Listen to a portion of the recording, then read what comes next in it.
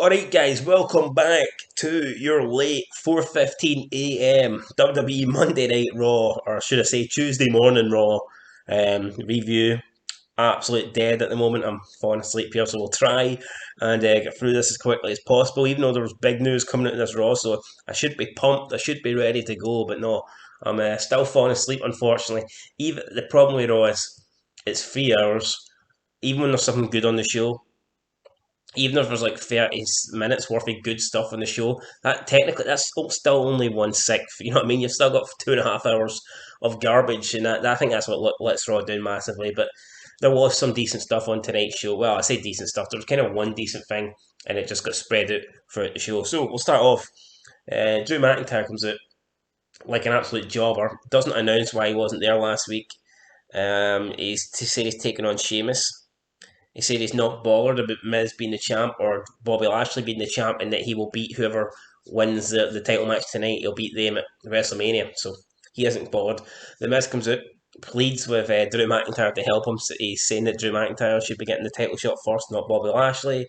Then MVP comes out. He says what Miz is trying to do here. He's trying to get McIntyre to help him defeat Lashley. Morrison says that Miz, Morrison, and McIntyre could be the three amigos, which I guess that was not a bad line there for Morrison. But McIntyre says he rejects Miz and Morrison just like he rejected MVP last year when he offered his services. And MVP says that the match will be happening, the title match will be happening in exactly 1 hour. So starting the second hour of Raw, that is when we get the title match. And then Sheamus comes out. Sheamus says to the Miz that McIntyre only cares about one person, and that is himself. And then we have a match between Sheamus and Drew McIntyre, which lasted about half an hour. I kind of almost put me to sleep, but yeah, half an hour match between Sheamus. It was all right, but we shouldn't be half an hour matches shouldn't be happening on Raw. Half an hour matches are title matches at pay per views, right? Not the matches that kick off Monday Night Raw. But anyway, McIntyre won. I think then we had Naomi versus fat ass Nia Jax. I think Nia Jax won. Honestly, can't remember. Then we had the world title match. So Lashley's in the ring waiting for his opponent. The Miz no shows. His music's playing, but he's not there.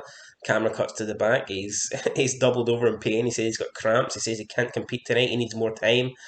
Adam Pearce is there. Adam Pearce is like, what do you mean you need more time?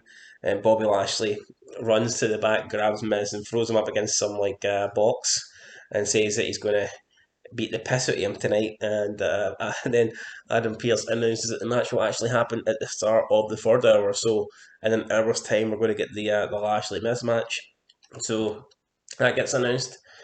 Honestly, cannot remember what happened from this hour onwards. I think Retribution had a match with somebody. I probably should remember what happened. But I can't. Randy Orton was involved in a backstage promo. It was interrupted by Alexa Bliss. She was in that Devil's Circle thing again. Said that Bray Wyatt's coming. Said that the Fiend's coming. And then Orton's face came up on the screen, and it was like really red, like devilish looking. And it was Orton's face was moving and talking, but it was Bray Wyatt's words coming out of it. And I guess this was pretty cool. Um, yeah, it was alright. But to me, I mean, I think this feud's been alright, but it's too slow. It's slow paced. I mean, I'm all for things being dragged out, but you're literally getting 2 minutes of this every week. So two minutes out of a 3 hour show every week for what the past like 3 months now. I mean, can they not advance it a bit more? Can we not see more interaction? I'm assuming it's because they haven't got much ideas and they're thinking, well, but 2 minutes is about all we can do here. But I mean, come on, let's have let's progress this story a wee bit more. Why don't we have Orton versus Bliss at Fastlane, and then I don't know, at least you're building to something. Because at the moment, not a lot's happening. Like last month, like not even last month, over about 2 months ago, Orton was going to set Bliss on fire, and then she fireballed Orton, and then Orton came and RKO'd the Alexa Bliss was burnt face. So it seems like you know what I mean. You were doing that, and now they're back to doing nothing. I mean, surely the longer the feud should go, you should be up in the stakes, you should be up in the ante.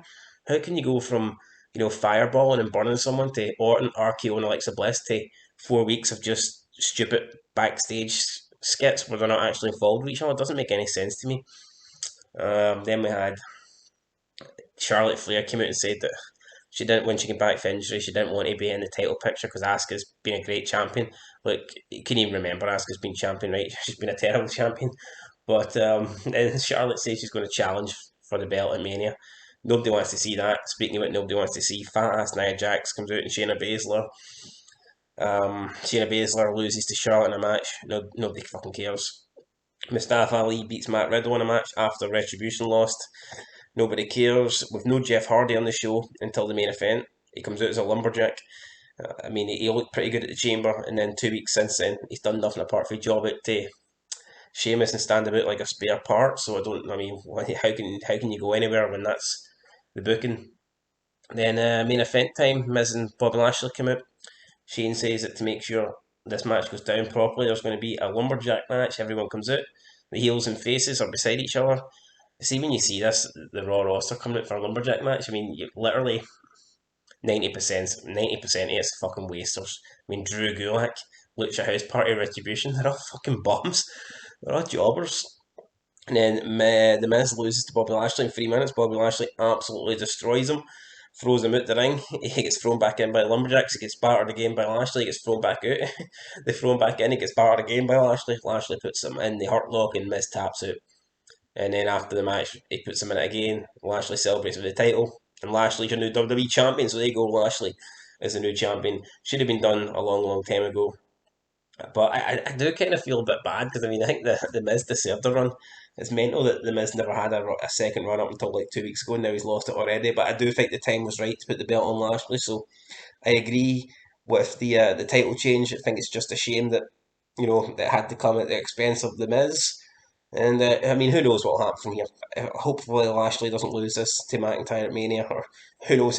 No WWE could even lose it at Fastlane. Nobody knows. But anyway, guys, that is going to do it. There's your Raw review. I mean, the stuff with Lashley Miz was pretty good, but overall, the rest of the show was awful. I can't even remember what happened during half it, so that just kind of sums up how bad it was. And I'm going to give it I'll give it a 3 out of 10 for the Miz and Lashley stuff. But apart from that, the show wasn't very good at all. And anyway, guys, that's it. Till next time. Peace.